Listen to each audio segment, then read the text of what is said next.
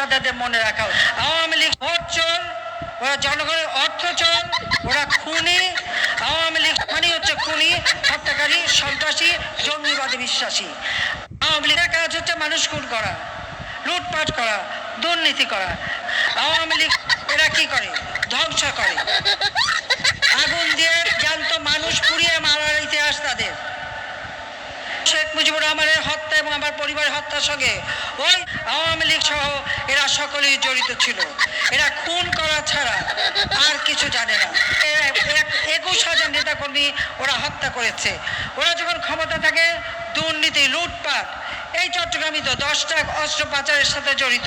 Awami League grenade হামলা করে দিনে দুপুর আমাকে হত্যার চেষ্টা করেছে, 22 জন নেতাকর্মীকে হত্যা করেছে।